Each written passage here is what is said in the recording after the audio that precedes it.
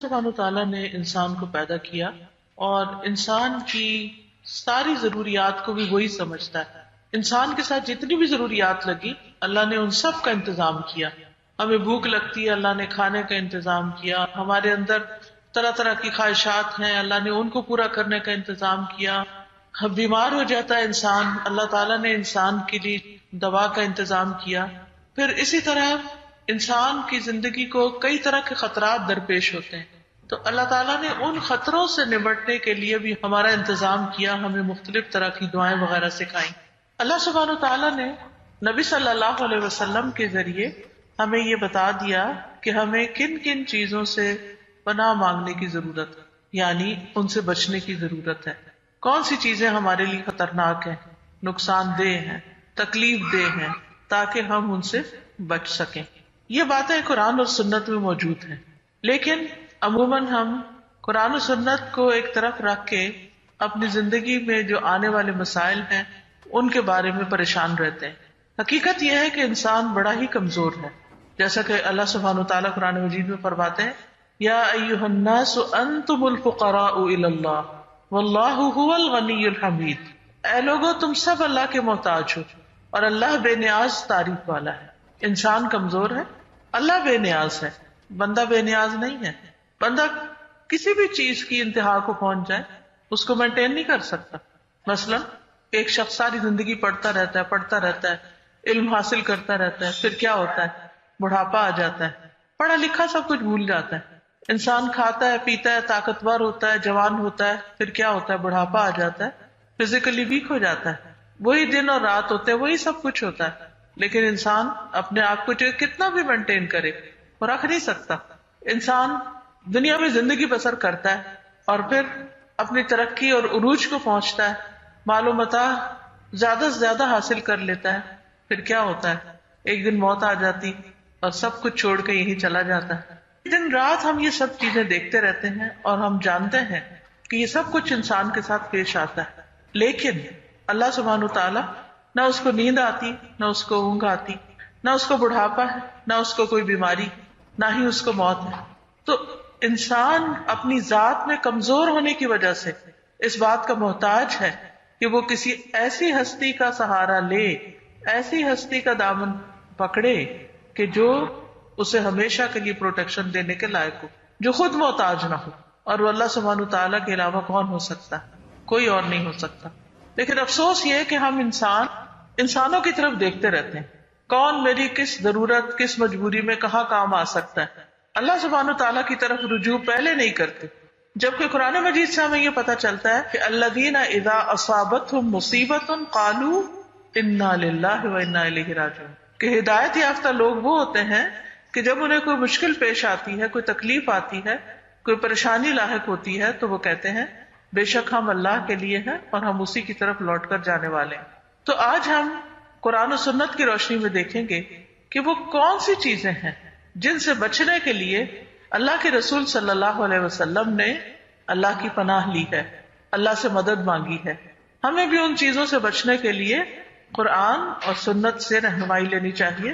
اور یہ تمام چیزیں جو ہمیں پریشان رکھتی ہیں، ان پریشانیوں سے بچنے کے لیے اللہ سبحانہ تعالیٰ سے دعائیں کرنی چاہیے. تو سب سے پہلے ہم قرآن مجید میں دیکھتے ہیں. قرآن مجید میں آپ جانتے ہیں کہ دو آخری صورتیں، سورت الفلق اور سورت الناس، ان دونوں میں اللہ کی پناہ لی گئی ہے مختلف طرح کی چیزوں کے شر سے بچنے کے لیے. اللہ سبحانہ تعالیٰ فرماتے ہیں قل اعوذ برب الفلق من شر ما خلق ومن شر غاسق اذا وقب ومن شر النفاثات فی العقد ومن شر حاسد اذا حسد. کہہ دیجئے میں مخلوق کے رب کی پناہ چاہتا ہوں. اور مخلوق ساری کا رب کون ہے؟ اللہ رب العزت، اللہ عز و جل. کس چیز سے بچنے کے لیے؟ من شر ما خلق، ہر اس چیز کے شر سے بچنے کے لیے میں اللہ کی پناہ میں آتا ہوں جو بھی اس نے پیدا کی. من شر ما خلق، جو بھی اس نے پیدا کیا. اب دیکھیں کہ جتنی بھی چیزیں ہم دیکھتے ہیں ان میں فائدے کے ساتھ ساتھ کبھی کوئی نقصان، کبھی کوئی تکلیف، کبھی کوئی ایسی چیز ہوتی ہے جو انسان کو موافق نہیں آتی. مثلا ایک ہی کھانا ہے، ایک ہی فوڈ ہے، ایک شخص جو ہے اس کے لیے بڑا خوشگوار ہے، لیکن دوسرے شخص کے لیے وہی زہر ہے. اب مثلا آپ دیکھیے کہ میٹھا کھانا جو ہے شوگر کے پیشنٹ کے لیے نقصان دہ ہے، اور باقی سب بیٹھ کے مزے سے انجوائے کرتے ہیں. اسی طرح کچھ اور چیزیں بھی ہیں. آج کل تو بہت ساری الرجی ڈیولپ ہو گئی.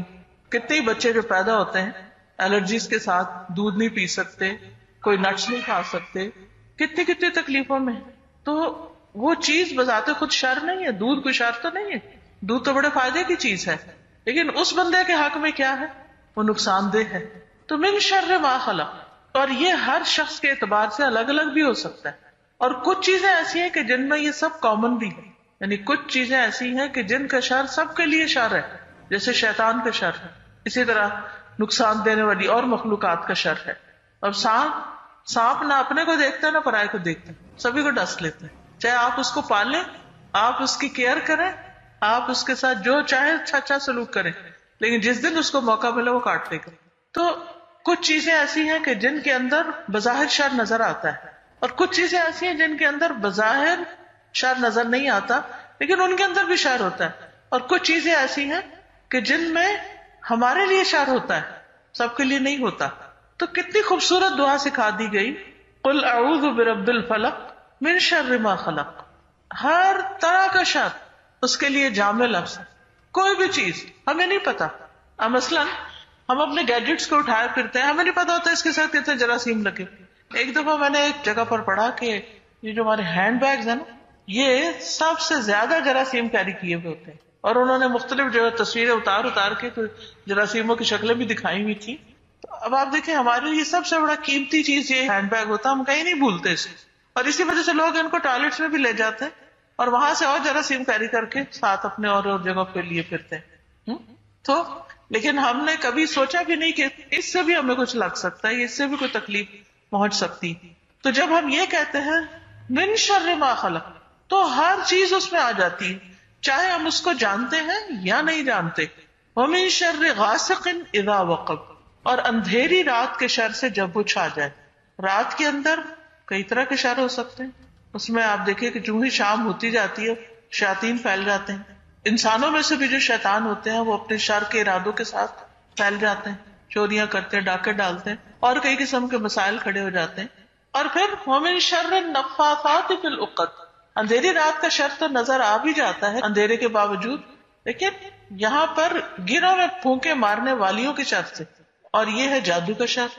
اب یہ بھی ایک عجیب آزمائش ہے نا کہ چند الفاظ ہوتے ہیں اور چند گریں ہوتی ہیں، پھونکے ہوتی. پھونک کیا چیز ہے؟ بظاہر کیا قوت ہے پھونک کے اندر؟ کچھ بھی نہیں. اسی سے ہم آگ بجھا بھی لیتے ہیں، اس پھونک سے آگ جلا بھی لیتے ہیں، اور اس پھونک سے جو شر کی نیت سے ماری جاتی ہے گروہ کے اوپر، کئی گھروں کو تباہ برباد کر کے رکھ دیتی. اب یہ ہمارے لیے شر ہے کہ نہیں، ہمیں کسی لیبارٹری سے نہیں پتا چلے گا کہ لوگ جب دھاگوں پہ نوٹس لگا کے کچھ لفظوں کو پڑھ کے پھونک مارتے ہیں تو وہ نقصان دہ ہوتا ہے یا نہیں، لیکن وہ نقصان پہنچا بھی دیتا ہے. ہوتا سب کچھ باذن اللہ، وما هم بضارین به من احد الا باذن اللہ، اللہ کے اذن کے ساتھ ہی ہوتا ہے. لیکن بہرحال وہ شر تو ہے. کتنا پیارا ہے ہمارا رب کہ اس نے ہمیں پہلے سے ہی بتا دیا کہ یہ ہوگا. شر تو ہے، ضرورت کس چیز کی ہے؟ ضرورت اس چیز کی ہے کہ ہم اس سے بچنے کے لیے اللہ کی پناہ لیں.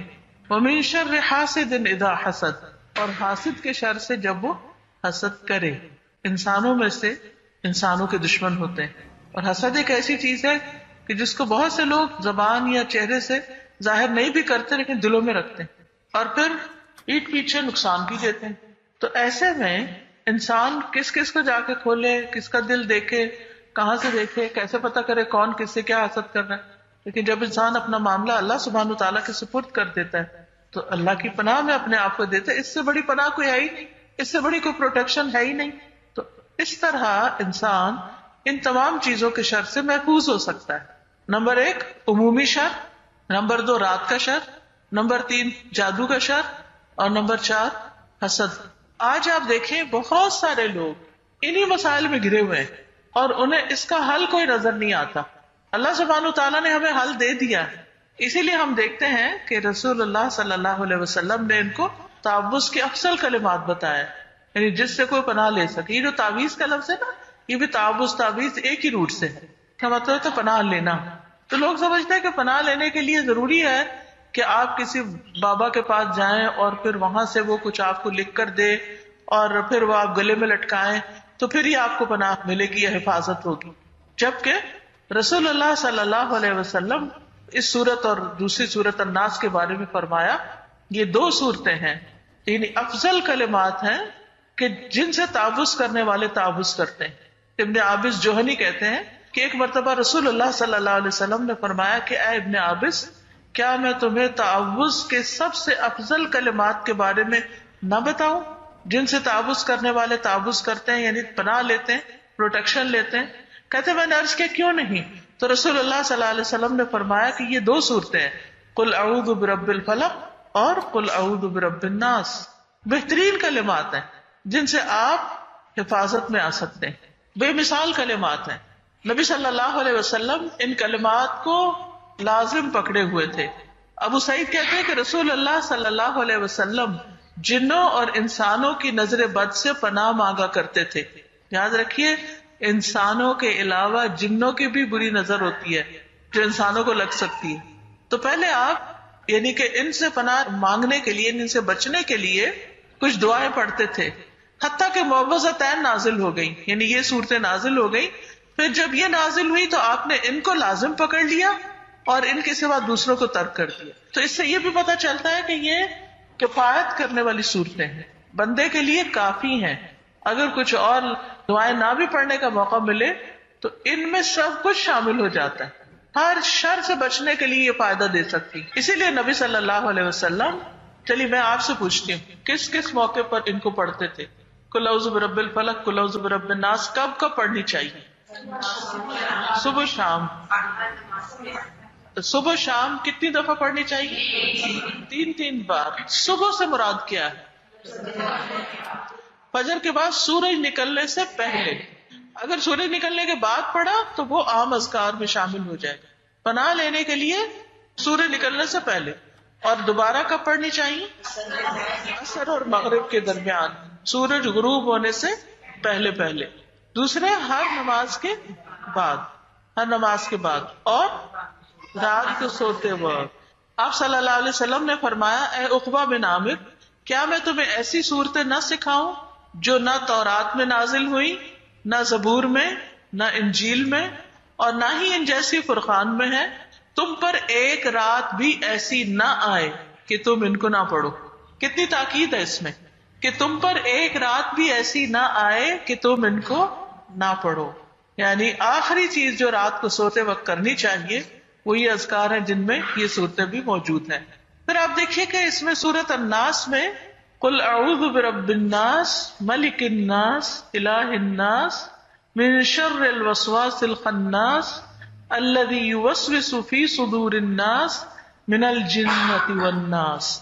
کہہ دیجئے میں پناہ پکڑتا ہوں لوگوں کے رب کی, لوگوں کے بادشاہ کی, لوگوں کے معبود کی, وسوسہ ڈالنے والے کے شر سے جو ہٹ ہٹ کے آنے والا ہے, جو لوگوں کے سینوں میں وسوسہ ڈالتا ہے جنوں اور انسانوں میں سے.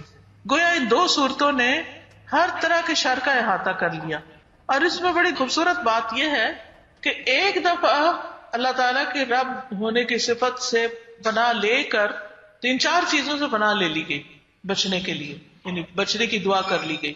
لیکن ایک چیز سے بچنے کے لیے اللہ سبحانہ و تعالیٰ کی 3 صفات کا ذکر کیا گیا, اور وہ کیا ہے؟ رب الناس, ملک الناس, الہ الناس.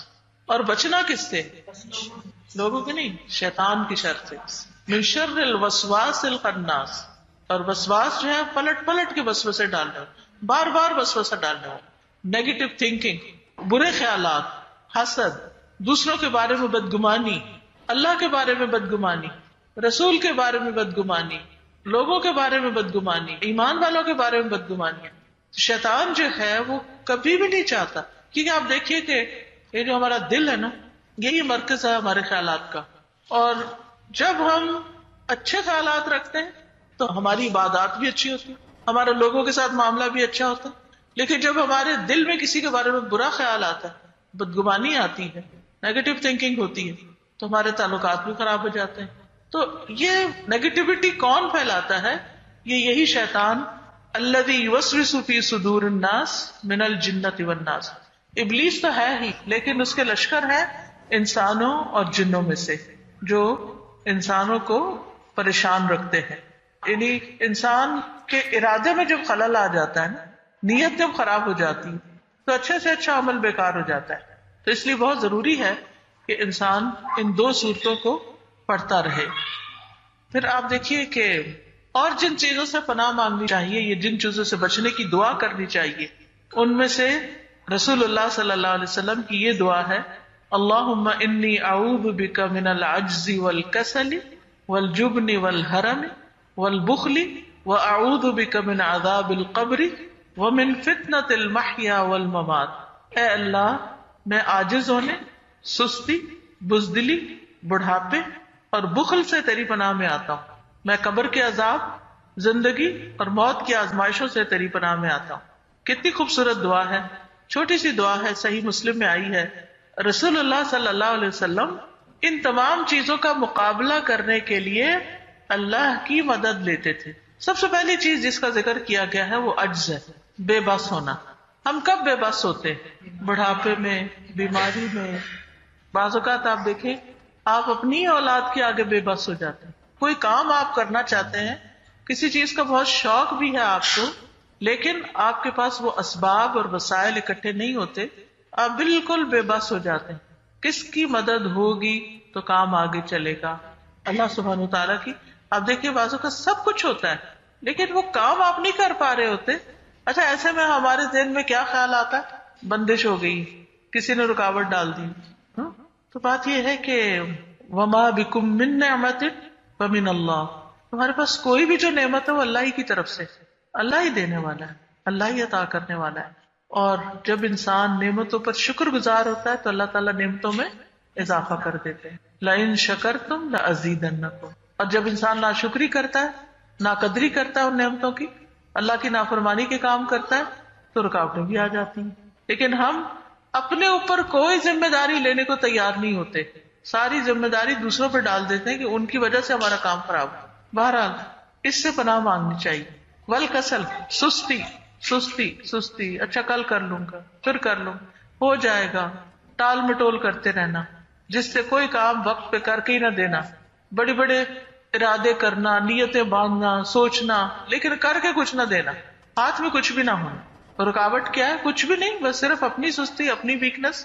تو اپنے شر سے بچنے کے لیے بھی کس کی مدد چاہیے؟ یعنی ہم عجز ہو یا کسل ہو، دونوں چیزوں میں ہم سمجھتے ہیں ہم بڑی چیز ہے، ہماری بڑی طاقت ہے. کچھ طاقت نہیں ہے، ہم تو اپنے آگے بھی ہارے ہوئے لوگ ہیں. اللہ کی مدد نہ ہو تو ہم یہ چھوٹے چھوٹے کام بھی کرنے کے قابل نہیں. بعض اوقات آپ دیکھیں کہ ایک چھوٹی سی چیز پڑی ہوتی ہے جس کو اٹھانا ہوتا ہے اور آپ کہتے ہیں اچھا اچھا اچھا، کتنا ٹائم گزر جاتا ہے اور وہ چھوٹا سا کام آپ نہیں شروع کر پاتے، نہیں مکمل کر پاتے، اور جب کرنے لگتے ہیں تو بہت کچھ کر جاتے ہیں. اب جب کر لیتے ہیں تو کریڈٹ اپنے آپ کو دیتے ہیں، جب نہیں ہوتا تو بلیم دوسروں کو کرنے لگتے ہیں. پھر والجبن، اور بزدلی سے، کاورڈلینس، ہمت ہی نہ کرنا کام کرنے کی، یہ ہو جائے گا وہ ہو جائے گا، دل میں خوف، پریشانیاں، معاملہ اللہ کے سپرد نہ کرنا، توکل کا نہ ہونا. والحرمی، اور بڑھاپے سے، خاص طور پر ارذل العمر سے پناہ مانگی گئی کہ ایسی عمر جس میں انسان نہ کوئی فیصلہ کر سکے، نہ کسی کے کام آ سکے، وہ تو دور کی بات ہے اپنے بھی کام نہ کر سکے، اپنی جسمانی صفائی نہ کر سکے، اپنی ضروریات پوری نہ کر سکے، خود کھانا نہ کھا سکے، خود اپنے آپ کو صاف نہ کر سکے. ایسی زندگی دوسروں کے لیے ایک بوجھ ہو جاتی، تو اس سے بھی بچنے کے لیے کہا گیا. والبخل، اور بخل دل کی تنگی، یعنی انسان ایسا بخیل ہو کہ کسی کو کچھ دینے پہ راضی نہ ہو، چاہے اپنی ضروریات سے کتنا بھی ایکسٹرا ہو، کتنا بھی زائد ہو.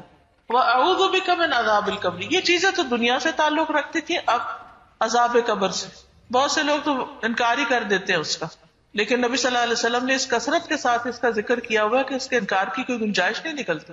تو جب انسان اس کو مانتا ہی نہیں تو پھر اس سے بچنے کی دعا کیا کرے گا؟ اور ایسا نہ ہو کہ وہاں جا کے ایک دم آنکھیں کھلے اور پھر سوائے حسرتوں کے کچھ بھی ہاتھ میں نہ ہو. اور پھر من فتنۃ المحیا والممات، زندگی اور موت کی آزمائشوں سے. زندگی کی آزمائشیں کیا کیا ہوتی ہیں؟ مثلا زندگی کی آزمائش، مال، اولاد، اور وہ زندگی ہی سراسر آزمائش ہے جس میں اللہ کی اطاعت نہیں، اللہ کی فرما برداری نہیں، جس زندگی کا کوئی مقصد ہی نہیں، کوئی گول ہی نہیں. جو زندگی بیکار گزرتی جا رہی، وہ زندگی جو ایسے فضول کاموں میں ضائع ہو رہی، جس میں نہ اللہ کی عبادت ہے نہ بندوں کی خدمت ہے، کچھ بھی نہیں، بیکار ہے وہ زندگی. اور موت کا فتنہ کہ مرنے سے پہلے ایسی بیماری میں مبتلا ہو جائے کہ انسان نہ جیتوں میں ہو نہ مرتوں میں، اور پھر موت کے وقت کی سختیاں، اور پھر ایسی موت کہ جو انسان کے لیے یعنی جو ایک طرح سے عبرت کی بات بن جائے. اللہ سبحانہ تعالیٰ بری موت سے بھی بچائے، بری زندگی سے بچائے.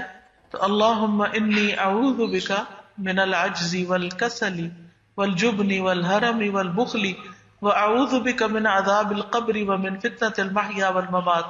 ہے نا خوش قسمت وہ انسان جو ان ساری مصیبتوں سے بچ گیا، اور ہے کون بچانے والا؟ اللہ رب العزت. لیکن ہماری سستی کا عالم یہ ہے کہ ایک چھوٹی سی یہ دعا یاد نہیں کر سکتے جو ہمیں اتنے بڑے بڑے مسائل سے بچانے والی. حالانکہ اگر ہم اس کو یاد کر لیں، کہیں لکھ کے لگا لیں، ہر روز ایک دفعہ پڑھے، ہم سوچتے ہیں کوئی اور ہمارے لیے کر دے دعا. جب ہم اپنے لیے خود ہی سنسیئر نہیں تو کوئی اور ہمارے لیے کتنا سنسیئر ہو سکتا ہے. اس لیے بہت ضروری ہے کہ اس دعا کو سیکھ لیں. یہ جو قرآن المسنون دعائیں ہیں نا، ایپ بھی ہے، اس کی کتاب بھی ہے، اس میں یہ دعائیں موجود ہیں. پھر آپ دیکھیں کہ اللہ کے رسول صلی اللہ علیہ وسلم نے ہمیں کتنی چھوٹی چھوٹی چیزیں سکھائی جن کی طرف سے ہم پریشان رہتے ہیں اور خوف کا بھی بعضوں کا شکار رہتے ہیں. مثلاً ایک دعا سکھائی آپ نے، اللہم انی اعوذ بک من یوم السوء، اللہ برے دن سے پناہ دے.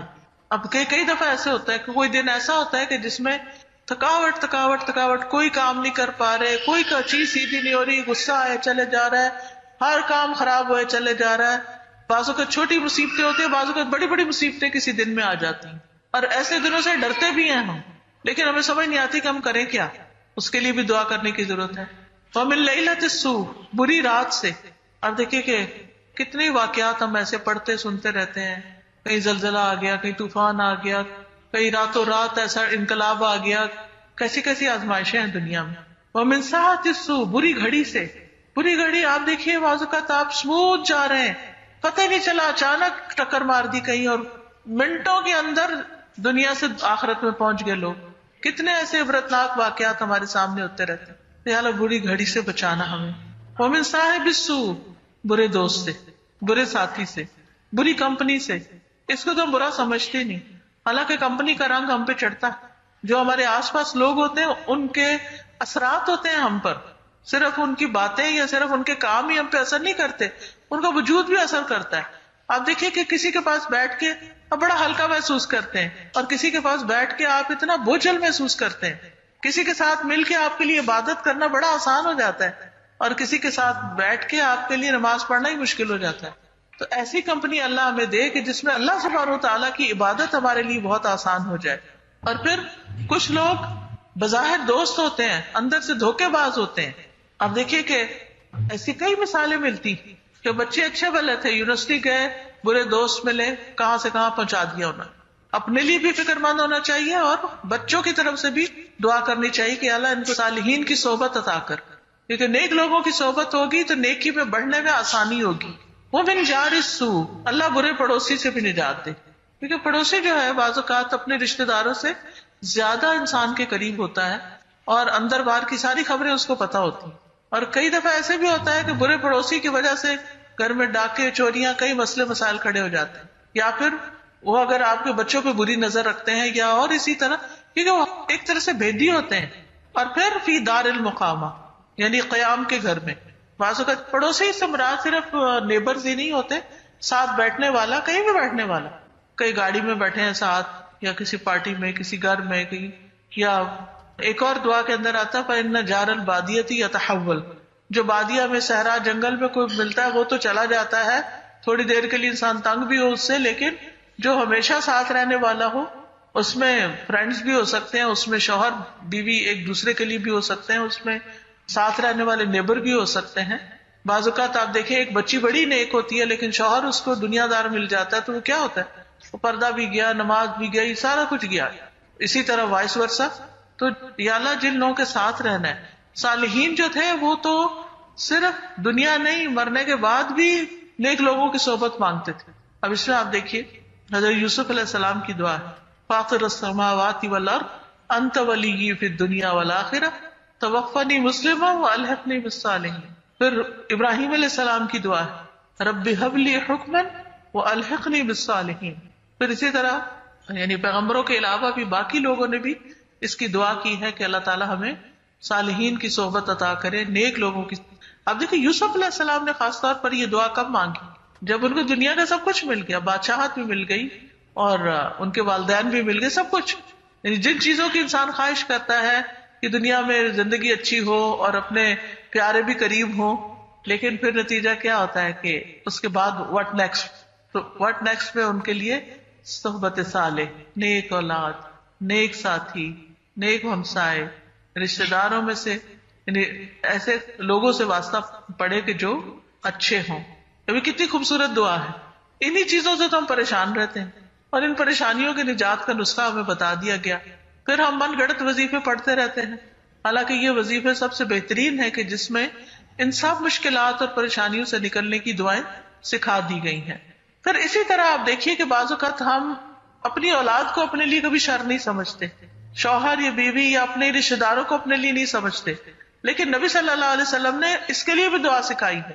آپ نے فرمایا اللہم انی اعوذ بک من جار السوء ومن زوج تشیبنی قبل المشیب.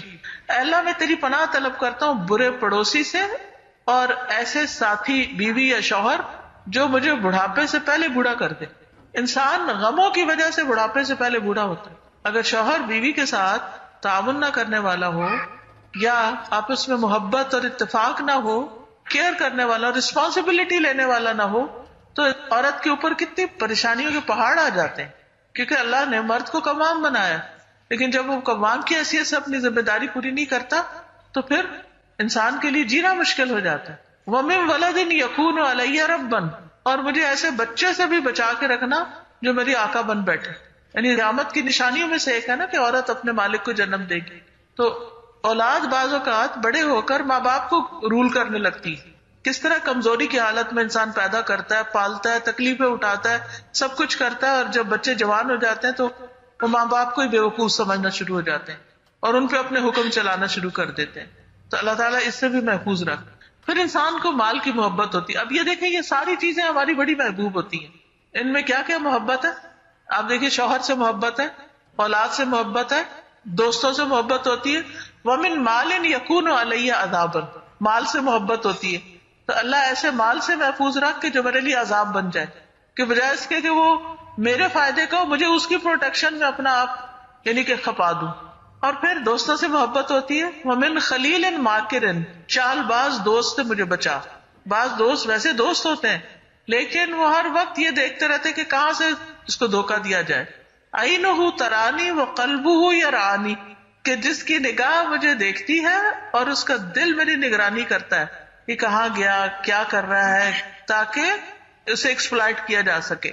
ان رأى حسنة دفنها، اگر وہ میرے اندر کوئی خوبی دیکھے تو اس کو تو دبا ہی دے، کسی سے ذکر ہی نہ کرے. وَإِن رَأَى سَيِّئَةً أَذَاعَهَا، اور اگر میرے اندر کوئی کمی خرابی دیکھے تو اس کو خوب نشر کر دے. کتنی خوبصورت دعائیں، کن کن چیزوں کی طرف نبی صلی اللہ علیہ وسلم کا دھیان گیا ہے اور کتنی وضاحت کے ساتھ ہمیں سمجھا بھی دیا گیا ہے. حالانکہ ہم خود اپنے دوستوں کو شاید نہیں دیکھ پاتے. محبت اندھی ہوتی ہے نا، کہتے ہیں کہ جن لوگوں سے ہمیں محبت ہوتی ہے ہمیں ان کی خامیاں نظر نہیں آتی، اور کئی دفعہ ایسے ہوتا ہے کہ پھر ایسا دھوکہ دے کے جاتے ہیں کہ انسان سوچ ہی نہیں سکتا. پھر اسی طرح بیوی یا شوہر ان سے بھی محبت ہوتی ہے. اولاد، وہ کہتے ہیں نا میٹھے دشمن، بچوں کو میٹھے دشمن کہا جاتا ہے کہ قیامت کے دن بعض لوگ آئیں گے اور ان کو پتا چلے گا کہ ان کی ساری نیکیاں ان کی اولاد کھا گئی.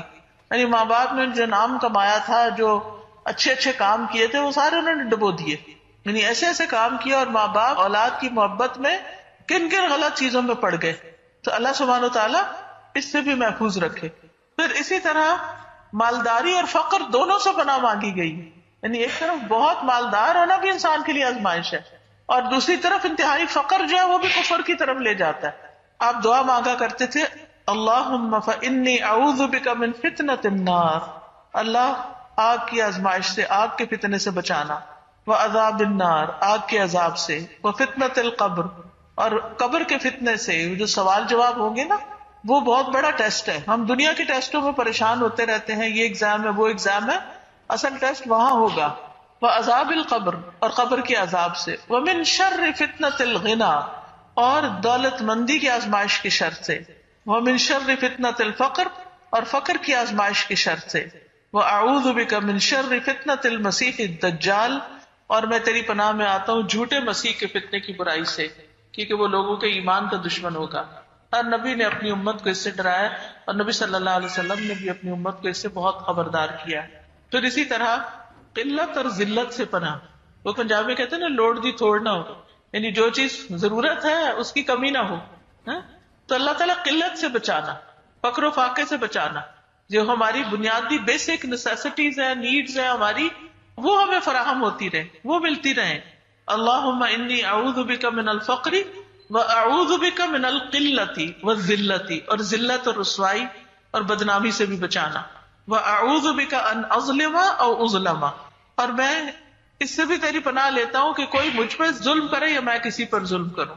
پھر قرضے سے پناہ مانگی آپ نے کہ اللہ تعالیٰ قرضے سے محفوظ رکھنا، اللہم انی اعوذ بک من المأثم والمغرم، اور ایک اور جگہ پر آتا ہے اللہم انی اعوذ بک من غلبۃ الدین وغلبۃ العدو وشماتۃ الاعداء، اللہ میں تیری پناہ چاہتا ہوں قرض کے غلبے سے اور دشمن کے غلبے سے اور دشمنوں کے خوش ہونے سے، کہ ہمارے دشمن ہم پہ نہ ہنسے۔ پھر شیطان سے پناہ، وہ تو قرآن پڑھنے سے پہلے بھی مانگنے کو کہا گیا، وَإِذَا قَرَأْتَ الْقُرْآنَ فَاسْتَعِذْ بِاللَّهِ مِنَ الشَّيْطَانِ الرَّجِيمِ، یعنی ہر برے کاموں کی طرف تو وہ لے جاتا ہی ہے، انسان نیکی کی طرف آئے تو وہاں بھی نہیں چھوڑتا، وہاں بھی اس میں خلل ڈالنے کی کوشش کرتا ہے، انسان اس نیکی کے کام کو چھوڑ ہی دے۔ پھر غصے سے بچنے کی دعا، اعوذ باللہ من الشیطان الرجیم۔ پھر برا خواب دیکھنے پر شیطان سے پناہ مانگنا، کیونکہ حدیث میں آتا ہے نیک خواب اللہ کی طرف سے اور برے خواب شیطان کی طرف سے ہوتے ہیں۔ دن کو تو وہ بدبخت چھوڑتا ہی نہیں، لیکن رات کو سوتے ہوئے بھی نہیں چھوڑتا، اس میں بھی انسان کو ڈراتا رہتا ہے۔ پھر صبح و شام شیطان کے شر سے بچنے کی دعائیں، ہر نماز کے بعد کفر سے پناہ مانگنا۔ ہم کہ نہیں ہم تو مومن ہیں، نیک ہیں، لیکن یہ نبی صلی اللہ علیہ وسلم ہر نماز کے بعد کہتے تھے، یہ مسند احمد کی روایت ہے حضرت ابو بکرہ سے، اللہم انی اعوذ بک من الکفر والفقر وعذاب القبر۔ ہر نماز کے بعد یہ تین چیزوں سے بچنے کی آپ دعا کیا کرتے تھے۔ ہم و غم سے بچنے کی بھی دعا، کہ اللہ ہمیں ہم سے، فکر و اندیشے اور غموں سے بچا، کیونکہ اس کے وجہ سے انسان دنیا میں کسی کام کے قابل نہیں رہتا، انسان کی قوتیں کمزور پڑ جاتی ہیں، ارادے کمزور پڑ جاتے ہیں، زندگی میں کوئی خوشی نہیں رہتی، انسان سوچتا ہے ہر چیز ہی بیکار ہے، کیا کرنا ہے، کچھ بھی لے کے کر کے، نہ پہننے کا مزہ، نہ کھانے کا مزہ، نہ کسی اور چیز کا، جس کو دوسرا نام آج کل ڈپریشن کا دیا ہوا ہے، کہ اللہ ایسے ڈپریشن سے بھی محفوظ رکھ۔ پھر اسی طرح برے اخلاق سے، یاد رکھیے قیامت کے دن میزان میں بہت بھاری نیکی ہوگی اچھا اخلاق، لیکن ہمیں پتہ ہی نہیں چلتا، ہم ایک دم سلپ ہو جاتے ہیں، کبھی منہ سے کچھ نکل جاتا ہے، یعنی کچھ نہ کچھ تبصرہ ہم نے کرنا ہی ہوتا ہے، کوئی واقعہ سن کے یا کسی نہ کسی بات پر، اور اس میں کبھی غیبت ہو جاتی ہے، کبھی کسی پہ کوئی الزام تراشی ہو جاتی ہے، کبھی کسی کا مذاق اڑایا جاتا ہے، اور یہ ساری حرام چیزیں ہیں۔ پھر بری خواہشات، پتہ ہی نہیں چلتا انسان ایسی چیزوں کی تمنا کرنے لگتا ہے جو اللہ تعالیٰ کو پسند ہی نہیں، یا اس کے رسول صلی اللہ علیہ وسلم نے ان سے منع کیا۔ اور پھر برے اعمال، اللہم انی اعوذ بک من منکرات الاخلاق والاعمال والاہواء۔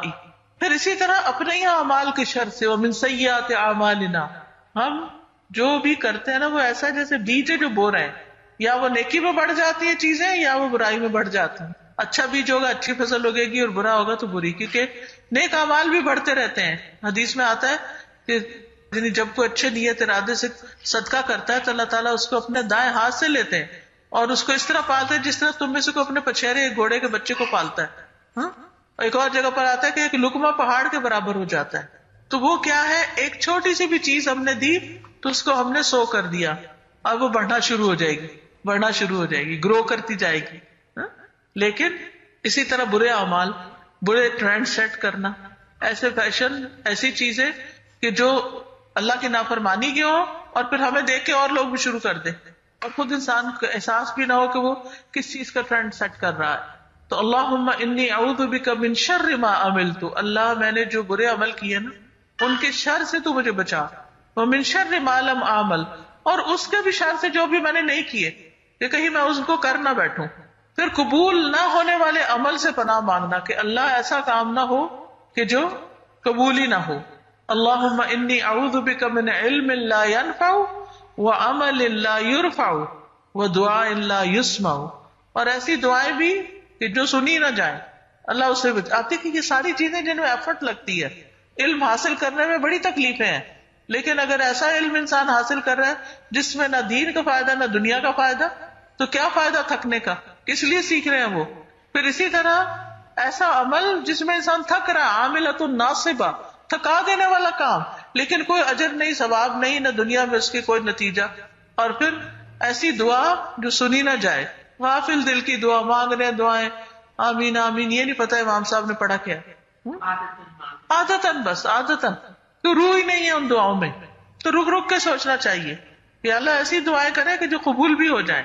پھر نعمت اور عافیت چھن جانے سے پناہ مانگنا کہ اللہ ہماری نعمتوں میں اور ہماری صحت اور بدن کی عافیت، مال کی عافیت، اولاد کی عافیت، امن کی عافیت، یا اللہ یہ نہ تو ہم سے چھیننا. اللہم انی اعوذ بک من زوال نعمتک وتحول عافیتک وفجاءۃ نقمتک وجمیع سخطک. اللہ میں تیری پناہ چاہتا ہوں اس بات سے کہ تیری دی ہوئی کوئی نعمت چھنے، یعنی جو نعمتیں تو نے دی ہیں ان میں سے کوئی واپس نہ لینا، یا تیری دی ہوئی عافیت پلٹ جائے کہ سکون سے رہ رہے ہیں، اس میں کوئی خلل نہ آئے، یا کوئی ناگہانی آفت یا عذاب نہ آ جائے کہ جس کا کبھی انسان سوچ ہی نہ سکتا ہو. اور تیرے تمام غصے ناراضگیوں سے تیری پناہ چاہتا ہوں، یعنی تجھ سے بھاگ کے کہاں جا سکتے ہیں؟ تو ناراض ہو تو تیرے ہی پاس آئیں گے کہ تو مان جائے. پھر اسی طرح اس دل سے بھی پناہ مانگی گئی جو اللہ سے نہ ڈرے، کہ اللہ ہمارا دل ایسا نہ ہو کہ جس میں خشیت نہ ہو، ہمارے دل کو تقوی عطا کر دے. اللہم آت نفسی تقواہا وزکیہا انت خیر من زکاہا. پھر اسی طرح سماعت، بصارت، دل، زبان کی شر سے پناہ، کہ ہمارے کان کوئی برا کام کرے جس سے ہماری شامت آئے، یعنی بری باتیں اگر ہم سنیں یا دیکھیں ایسی چیزیں، یا زبان. اب آپ دیکھیں لوگ بیٹھ کے آرام سے موبائل کے اوپر پورنز دیکھتے رہتے ہیں، ننگی تصویریں دیکھتے رہتے ہیں، کبھی احساس ہی نہیں ہوا کہ یہ ہماری نگاہ کا شر ہے جو ہمارے لیے بڑے بڑے فتنے کھڑے کر سکتا ہے. تو ایسی چیزوں کی طرف رغبت بھی ہونا یہ ایک بہت بڑی ایڈکشن ہے. اور پچھلے دنوں میں ایک رپورٹ سن رہی تھی، اللہ عالم وہ بڑے فیکٹس اور فگرز کے ساتھ بتا رہے تھے کہ پاکستان نہیں پورنستان ہے، کہ اس میں ایجز کے حساب سے بتایا ہوا تھا کہ اس ایج سے اس ایج کے لوگ جو ہے وہ سب سے زیادہ کون سی فحش چیزیں دیکھ رہے ہیں، اور ٹرینڈز بتا رہے تھے. تو اس سے شرم سے بندہ ڈوب جائے یہ باتیں سن کے کہ ہمارے لوگوں نے اس ٹیکنالوجی کو کس غلط طریقے سے استعمال کیا ہے، اور ان چیزوں سے جو گندی چیزیں ہیں ان سے لذت حاصل کر رہے ہیں. یعنی ٹیسٹ بھی آپ دیکھیں نا کہ کیا ہے، کن چیزوں کو دیکھ دیکھ کے خوش ہو رہے ہیں. انسان کو نہ اعضاء کو دیکھ کے کہ جن کو چھپانا لازم، لیکن یعنی انسان کو احساس بھی نہ رہے کہ وہ کر کیا رہا ہے. پھر اسی طرح غفلت سے، مفلسی، ریاکاری سے، اللہ میں ریاکاری سے بچانا، منافقت سے، بری بری بیماریوں سے. اور اس میں آپ دیکھیے کہ نبی صلی اللہ علیہ وسلم نے کس طرح نام لے کے بری بیماریوں سے بچنے کی دعائیں کی ہیں. اللہم انی اعوذ بک من العجز والکسل والجبن والبخل والحرم والقسوة والغفلة والعیلة والذلة والمسکنة واعوذ بک من الفقر والکفر والفسوق والشقاق والنفاق والسمعة والریاء واعوذ بک من الصمم والبکم والجنون والجذام والبرص وسیء الاسقام. اللہ میں تیری پناہ مانگتا ہوں عاجزی، سستی، بزدلی، بخل، انتہائی بڑھاپے، دل کی سختی، غفلت، مفلسی، ذلت، ناداری، ان تمام چیزوں سے. اور میں تیری پناہ مانگتا ہوں محتاجی، کفر، نافرمانی، مخالفت، نفاق، بری شہرت اور دکھاوے سے. اور میں تیری پناہ مانگتا ہوں بہرے پن سے، گنگے پن سے، پاگل پن سے، کوڑ سے، برس سے، ساری بری بیماریوں سے جن میں کینسر اور ساری چیزیں آ جاتی ہیں. یعنی کہ کتنا شکر ادا کریں کہ اللہ نے ہمیں ایسا دین دیا کہ جس میں ان ساری چیزوں کا علاج موجود ہے کہ جو انسان کے لیے پریشانی کا باعث بنتی ہے. لیکن ہم ہے کہ صرف اپنی سستی کے مارے ان دعاؤں کو پڑھنے سے رہ جاتا ہے. پھر اسی طرح آپ دیکھیے کہ مصیبت، بدبختی، بری تقدیر سے، اللہم انی اعوذ بک من جہد البلاء ودرک الشقاء وسوء القضاء وشماتۃ الاعداء.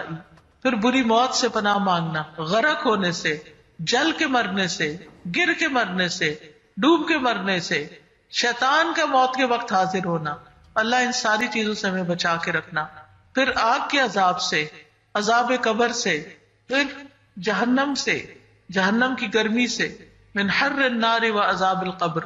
تو یہ تمام چیزیں ہیں کہ جن سے ہمیں بچنے کی دعائیں سکھائی گئی ہیں. اب یہ ہم پر ہے کہ ہم ان کو مانگتے ہیں یا نہیں. ٹھیک ہے، ان چیزوں سے ڈر تو ہر ایک کو لگتا ہے، لیکن علاج کیا ہے ڈر کا؟ کہ انسان ان سے بچنے کی تدبیر اختیار کرے. اور انسان کمزور ہے، ہر چیز سے بچ نہیں سکتا، بچانے والا صرف اور صرف اللہ ہے.